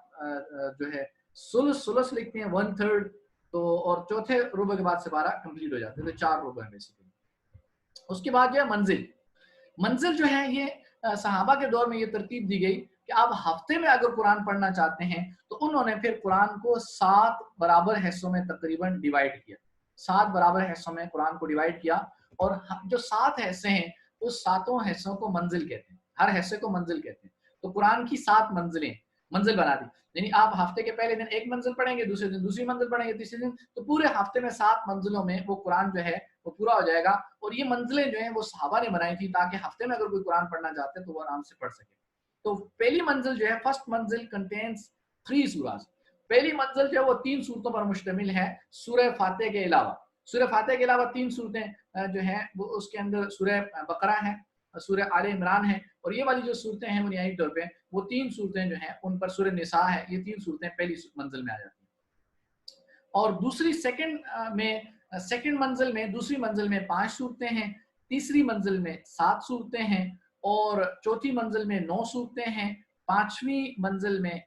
11 सूरतें हैं, छठी मंजिल में 13 सूरतें हैं, और सातवीं मंजिल में बाकी सारे के सारे 65 जो सूरतें हैं वो सातवीं मंजिल में। तो बहरहाल इस तरह 7 हिस्सों में सहाबा ने कुरान को डिवाइड करके मंजिल बनाई, और वो मंजिल इसलिए बनाई थी ताकि आप 7 दिनों में कुरान को पढ़ना चाहते हैं तो पहले एक मंजिल पढ़ ली, फिर दूसरी, फिर तीसरी जो है वो मंजिल आप पढ़ सकते हैं। अगली जो डिवीजन कुरान की है वो मक्की और मदनी डिवीजन है कुरान करीम की, कि कुरान के सूरतों को मक्की और मदनी हिस्सों में तकसीम किया है। तो बहरहाल इसमें उलमा का इख्तिलाफ है कि मक्की सूरतें कौन सी हैं, मदनी सूरतें कौन सी हैं। तो बहरहाल उसमें कौल मुख्तार और जो कौल सही है वो ये है कि जो मक्का के दौर में सूरतें उतरी हैं उनको मक्की सूरतें कहते हैं, और जो मदीने के दौर में सूरतें उसको मदनी सूरतें कहते हैं। तो मक्की सूरतें कितनी हैं, मदनी सूरतें कितनी हैं, मैं पहले जिक्र भी कर चुका। तो मदनी सूरतें 28 हैं, और मक्की सूरतें 85 हैं, और +1 सूरह हज जो है उसके बारे में इख्तिलाफ है। मदनी करेंगे